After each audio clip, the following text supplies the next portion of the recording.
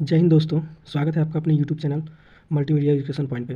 तो जैसा कि दोस्तों आप लोगों को पता है कि हमने एग्जाम्पल का जो प्रैक्टिस सेट है उसका सोल्यूशन कर रहे हैं इसमें, और उसमें जो हिंदी का है उसका हमने 3 प्रैक्टिस सेट देख चुके हैं और आज हम चौथे प्रैक्टिस सेट को देखेंगे कि उसमें कैसे क्वेश्चन आए थे और उस क्वेश्चन को इस वीडियो के माध्यम से कवर करेंगे।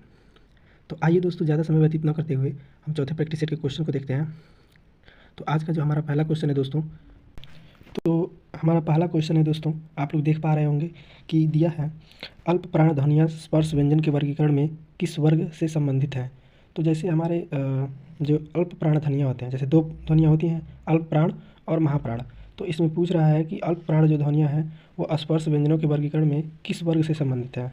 तो आपको बताना है कि जो अल्प प्राण की ध्वनियाँ हैं वह जो स्पर्श व्यंजन के वर्ग होते हैं उस वर्गों में कौन कौन से वर्ग होती हैं जो अल्प प्राण ध्वनि होती हैं। तो आप सभी लोगों को पता है कि जो अल्प प्राण की ध्वनि होती है वो कौन कौन से वर्ग में होती है।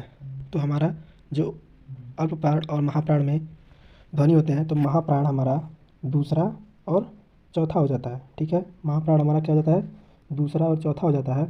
और जो अल्प प्राण होता है, अल्प प्राण हमारा क्या हो जाएगा, पहला, तीसरा और पाँचवा। क्या हो जाएगा, पहला, तीसरा और पाँचवा वर्ग हमारा अल्प प्राण हो जाएगा।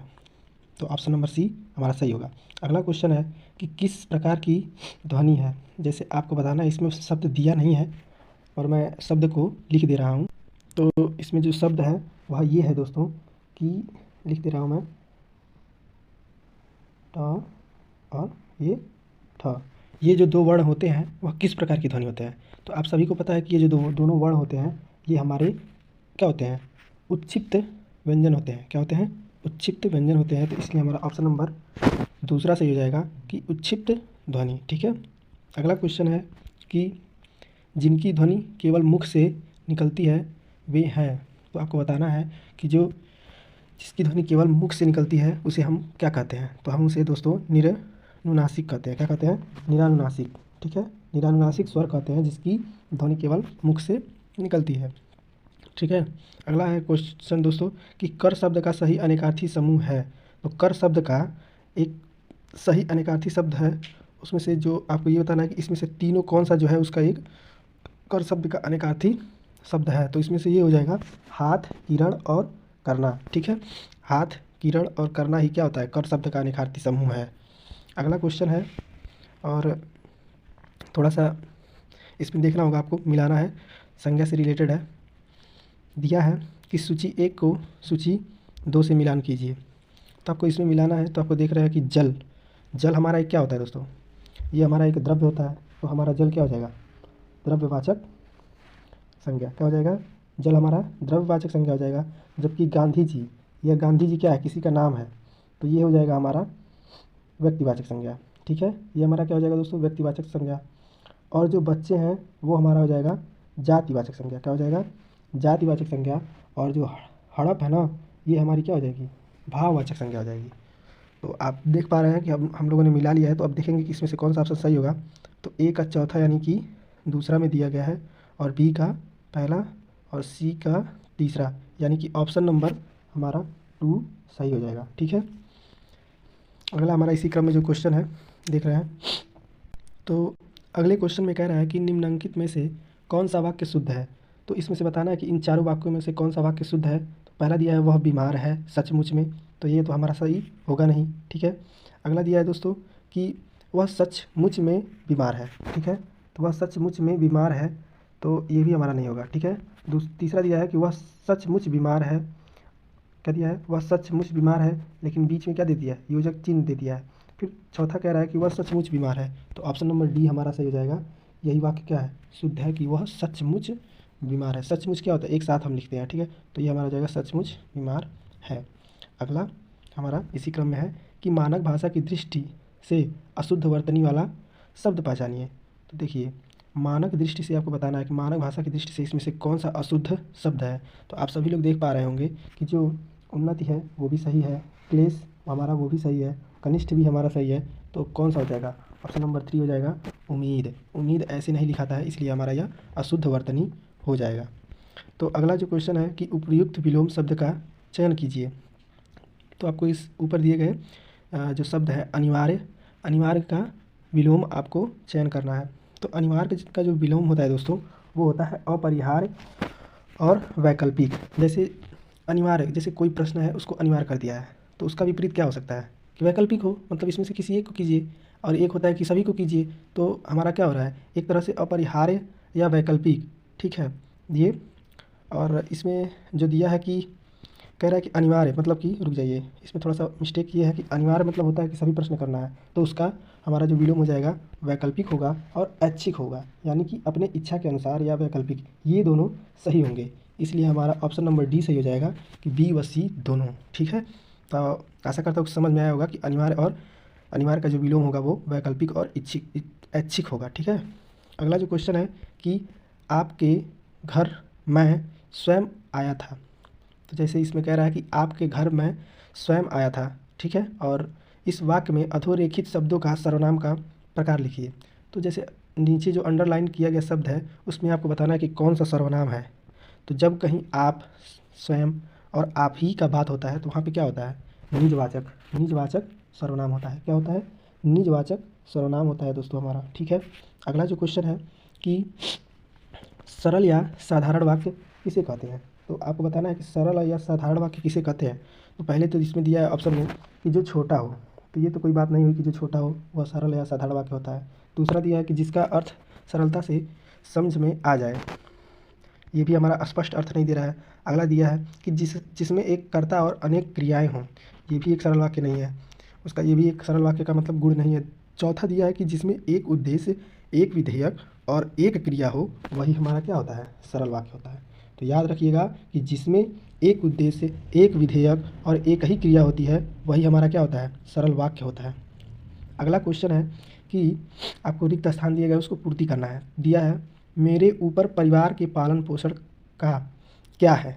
तो आपको बताना है इसमें से कि जैसे इसमें क्या उचित वर्ड हम भर सकते हैं। तो मेरे ऊपर परिवार के पालन पोषण का क्या है, निर्वहन है, दायित्व है, आभार है, आधार है। तो ऑप्शन नंबर ए हो जाएगा, दायित्व है, ठीक है।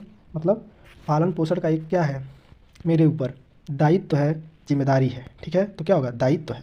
अगला क्वेश्चन कि बच्चा रो रहा है, ठीक है, बच्चा रो रहा है, इस वाक्य में कौन सा प्रकार है। तो आपको बताना है इस वाक्य में कौन सा प्रकार है क्रिया का। तो वाक्य में क्रिया का कौन सा प्रकार है, अकर्मक क्रिया का प्रकार है। कैसा प्रकार है दोस्तों, अकर्मक क्रिया का। तो बच्चा रो रहा है, इस वाक्य में कौन सा प्रकार है, मतलब क्रिया का कौन सा प्रकार है। तो अभी हम लोगों ने देखा कि जो बच्चा रो रहा है इस वाक्य में क्रिया का अकर्मक क्रिया है। जैसे अकर्मक मतलब ये हो गया कि जिसमें कर्म नहीं दिया होता है, अर्थात बिना कर्म का होता है, और सकर्मक मतलब होता है कि कर्म के साथ हो, ठीक है। अगला क्वेश्चन दिया है कि सावधान का सही संधि विच्छेद है। तो सावधान का सही संधि विच्छेद क्या होता है दोस्तों। तो आपको बताना है कि जो सावधान होता है, स धन अवधान क्या होता है, स धन अवधान से मिलकर बना है सावधान, ठीक है। ये हमारा हो जाएगा दीर्घ स्वर संधि, यानी कि अ और अ मिलकर के क्या हो जा रहा है, आ हो जा रहा है, यानी कि स और अ मिलकर के हमारा सा हो जाएगा, और वो क्या हो जाएगा, एक सावधान शब्द का निर्माण करेंगे, तो हमारा दीर्घ स्वर संधि हो जाएगा। अगला क्वेश्चन है कि निम्नलिखित में से कौन सा शब्द स्त्रीलिंग नहीं है। तो आपको बताना है कि इसमें से जो कौन सा शब्द है जो स्त्रीलिंग नहीं है। तो जैसा कि आप लोग को क्वेश्चन में दिख रहा होगा, पहला दिया है इच्छा, क्या दिया है, इच्छा। तो जो इच्छा हमारा होता है, इच्छा होती है, क्या होती है, होती है, तो ये हमारा एक तरह से क्या हो गया, स्त्रीलिंग हो गया। और दूसरा अंत्योष्टि, निराशा हुई, मुझे बहुत निराशा हुई, ये भी हमारा क्या हो जाता है, स्त्रीलिंग हो जाता है, और ये अंत्योष्टि भी हमारा स्त्रीलिंग हो जाएगा। तो बचा क्या, दूसरा, यानी कि ये झुरमुट जो है हमारा दोस्तों, ये पुल्लिंग है, क्या है, पुल्लिंग है। तो यही शब्द हो जाएगा जो हमारा स्त्रीलिंग नहीं है। अगला जो क्वेश्चन है कि आकलन शब्द के लिए इनमें से उपयुक्त परिवाची शब्द कौन सा है। तो आकलन, आकलन पढ़ने से ही आपको समझ में आ रहा होगा कि इसका जो परिवाची शब्द होगा वो क्या होगा। तो आकलन मतलब होता है एक तरह से किसी चीज़ का गणना करना, क्या होता है, आकलन यानी कि उसको अंदाज़ा लगाना। तो आकलन मतलब होता है एक अंदाज़ा लगाना ना। तो अंदाज़ा लगाना, तो अंदाज़ा तो हम एकदम सटीक लगा नहीं सकते हैं, या तो गणना ही करेंगे, नहीं तो एक आकलन बताएंगे कि हाँ भाई इतना है। तो उसका जो परिवाची शब्द हो जाएगा वो क्या हो जाएगा दोस्तों, पहला हो जाएगा हमारा अगणन, क्या हो जाएगा, अगणन हो जाएगा। तो अगला जो क्वेश्चन है इसी क्रम में कि इनमें से कौन सा शब्द तत्सम नहीं है। तो आपको इसमें से बताना है कि कौन सा शब्द है जो तत्सम नहीं है। तो वो हमारा क्या है दोस्तों, इसमें देख रहे होंगे दीपक सही है, दीठी देखने से ही पता चल रहा है, दीठी यही हमारा क्या है, तत्सम नहीं है। जबकि हमारा तितली हो गया, तैल हो गया, दीपक हो गया, ये हमारे सब क्या है, तत्सम है। अगला जो क्वेश्चन है, करण कारक में बहुवचन में उत्तम पुरुष का उदाहरण है।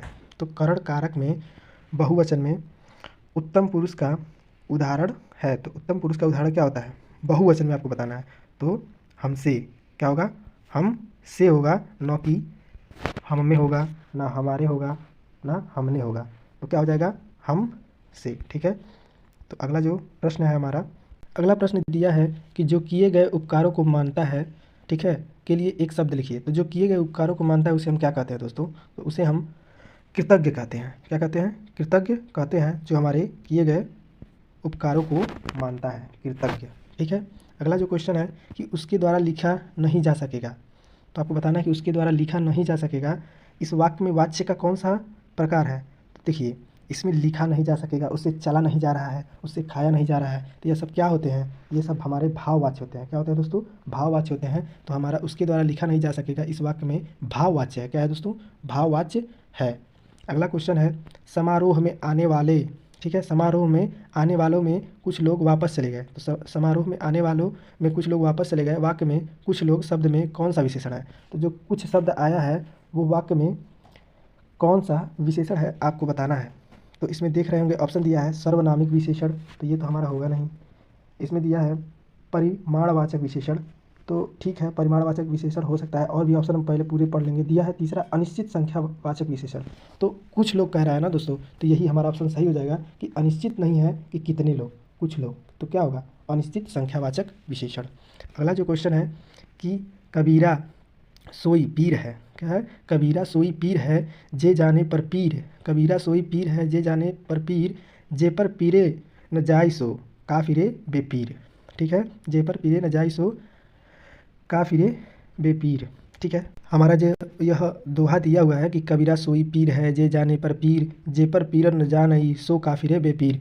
तो आप लोग इसमें देख रहे होंगे दोस्तों कि दिया है कि पीर और पीर, यहाँ पे दो शब्द आए हैं, और एक पीर का अर्थ होता है, क्या होता है, एक पीर का अर्थ होता है पीड़ा, और एक पीर का अर्थ होता है दोस्तों सज्जन। क्या होता है, सज्जन व्यक्ति। तो एक पीर का अर्थ पीड़ा हो जाएगा और एक पीर का अर्थ सज्जन हो जाएगा। तो जहाँ पर एक ही शब्द आए किंतु अर्थ, मतलब एक ही शब्द दो बार आए किंतु अर्थ अलग अलग हो, वहाँ पर हमारा क्या हो जाता है, यमक अलंकार हो जाता है। क्या हो जाता है दोस्तों, यमक अलंकार हो जाता है। तो आशा करता हूँ आप लोग को समझ में आया होगा। अगला जो क्वेश्चन है कि निम्नलिखित में से कौन सा युग्म गलत है। तो आपको बताना है इसमें से कौन सा युग्म गलत है। तो आप लोग देख रहे होंगे, दिया है पहला चिड़िया और चिड़िया। क्या है, चिड़िया और चिड़िया का बहुवचन रूप दिया है। तो क्या है हमारा, ये तो सही है। क्या है दोस्तों, ये सही है। दूसरा है कि तिथि और तिथियाँ, ये भी सही है। क्या है, तिथि और तिथियाँ, ये भी सही है। नदी और नदियाँ, ये भी हमारा सही ही है। तो गलत क्या है, तो गलत हमारा जनता और जनताएँ, यही हमारा क्या है, गलत है। जनता और जनताएँ नहीं होता है। तो इसलिए ऑप्शन नंबर डी हमारा शब्द युग्म गलत है। अगला जो क्वेश्चन है कि दिए गए शब्द युग्म के सही अर्थभेद का चयन कीजिए। तो आपको दिए गए शब्द युग्म के सही अर्थभेद का चयन करना है। तो क्या है इसमें से दोस्तों, पहला दिया है आंसू हथियार, तो ये भी क्या है, शब्द युग्म सही नहीं है। दूसरा दिया है पुत्र और सारथी, ये भी नहीं सही है। विष्ठा और एक बार, क्या है दोस्तों, विष्ठा और एक बार जो हमारा होता है, ये सब शब्द युग्म क्या है, सही है। किस हिसाब से, संस्कृति और सकृति का जो सही युग्म होता है यही होगा। क्या होगा, विष्ठा और एक बार। सकृति का मतलब हो जाएगा विष्ठा और सकृत का हो जाएगा एक बार। अगला जो क्वेश्चन है दोस्तों कि उस विकल्प का चयन करें जो दिए गए मुहावरे का सही अर्थ है। तो इसमें जो दिया है 8-8 आंसू रोना, तो 8-8 आंसू रोना, इस मुहावरे का क्या अर्थ है। तो इस मुहावरे का अर्थ होता है दोस्तों कि बहुत अधिक विलाप करना। क्या होगा, बहुत अधिक विलाप करना। तो ऑप्शन नंबर हमारा दूसरा सही हो जाएगा। ठीक है, बहुत अधिक विलाप करना ही 8-8 आंसू रोने का मुहावरे का अर्थ है। अगला है कि मातृहंता में कौन सा समास है। तो आपको बताना है कि जो मातृहंता होती है उसमें कौन सा समास है। तो मातृहंता मतलब होता है माता की हत्या। तो माता की हत्या जहाँ पर विभक्ति चिन्ह सब आते हैं वहाँ पर क्या हो जाता है, हमारा तत्पुरुष समास हो जाता है। क्या हो जाता है, तत्पुरुष समास हो जाएगा। और मातृहंता का जब हम समास विग्रह करेंगे तो क्या होगा, माता की हत्या, यानी जो माता की हत्या करता है उसे मातृहंता कहते हैं, यानी कि तत्पुरुष समास हमारे यहाँ पे हो जाएगा। अगला क्वेश्चन है कि निम्नलिखित में से यौवन और गौरव किस तद्धित प्रत्यय के उदाहरण हैं। तो यौवन और गौरव किस तद्धित प्रत्यय के उदाहरण हैं। तो किस तद्धित प्रत्यय के उदाहरण हैं, वो होते हैं दोस्तों, जैसे यौवन एक अवस्था होती है। क्या होती है, एक सेकेंड, यौवन जो होती है वो हमारी एक अवस्था होती है, जो एक क्या है, वो एक भाव होती है। तो क्या हो जाएगा, भाववाचक तद्धित। ठीक है, गौरव और यौवन ये क्या हमारे हैं, एक भाव है। क्या है, भाव है, तो हमारा भाववाचक तद्धित प्रत्यय हो जाएगा। अगला है कि आच्छादन शब्द में कौन सा उपसर्ग है। तो आपको बताना है कि आच्छादन शब्द में कौन सा उपसर्ग है। आज होगा, नहीं आज तो नहीं होगा। दूसरा अ होगा, अ भी नहीं होगा। आ हमारा क्या हो जाएगा, इसका सही उपसर्ग हो जाएगा कि आ से, आ उपसर्ग से बना है हमारा क्या, आच्छादन। क्या बना है, आच्छादन। ठीक है, आरू, आरू हमारा क्या होगा, नहीं होगा। ठीक है, अगला जो प्रश्न है इसी क्रम में दोस्तों वो ये है, अगला है कि रसोत्पत्ति में आश्रय की चेष्टा क्या कही जाती है। तो रसोत्पत्ति में आश्रय की जो चेष्टा होती है वो क्या कही जाती है, तो अनुभाव कही जाती है। क्या कही जाती है दोस्तों, अनुभाव कही जाती है। क्या होगा, अनुभाव। जो रसों में आश्रय की चेष्टा, ठीक है, आश्रय मतलब जिसके अंदर वो भाव उत्पन्न होता है, तो उस आश्रय की जो चेष्टा है वो क्या कहलाती है, अनुभाव कहलाती है। अगला है कि वो गद्य से रिलेटेड है और गद्य को पढ़ करके हमें उसके 2-3 जो क्वेश्चन दिए होंगे उसका हमें आंसर देना होगा। तो आइए हम गद्य को पढ़ते हैं दोस्तों। तो हमारा जो गद्य दिया है दोस्तों, लिखा है, कई बार कृत्रिमता की चकाचौंध मनुष्य के मौलिकता के मार्ग से भटकाकर सत्य से दूर कर देती है। ठीक है, तो जो चकाचौंध शब्द है यह क्या है, मनुष्य की जो मौलिकता के मार्ग से क्या करती है, उसे भटका करके, यानी उसे वहाँ से हटाकर सत्य से दूर कर देती है। जो हार को हार मान लेता है वह उपलब्धियों के पायदान से सर्वथा के लिए नीचे गिर जाता है, लेकिन जो हार को हार नहीं मानता, एक चुनौती मानता है, वह अनिवार्यतः लक्ष्य तक पहुंचने की क्षमता रखता है। तो जो हार को हार नहीं मानता है वो क्या करता है, अनिवार्यतः लक्ष्य तक पहुंचने का क्षमता रखता है। हार जिसे हरा दे, क्या दोस्तों, हार जिसे हरा की, हार जिसे हरा दे, ठीक है, हार जिसे हरा दे वह तो कायर है। जो उस हार से शिक्षा ले, उसे अपने पौरुष से परास्त कर दे, वह वास्तव में विजय है। यानी हार को, जो हार से अपना शिक्षा लेता है और उसे अपने पौरुष से परास्त कर दे, वह वास्तव में क्या होता है, एक विजयी होता है। आगे दिया है कि कर्मवीर सदैव आशावादी होते हैं, अर्थात जो हमारे कर्मवीर होते हैं दोस्तों, ठीक है, वो क्या होते हैं, सदैव आशावादी होते हैं। असफलता को वह हार नहीं मानता। क्या होता है दोस्तों, असफलता को कभी हार नहीं मानता, बल्कि ईश्वर की ओर से आगे दिए जाने वाले दुर्लभ अवसर का पर्याय मानता है।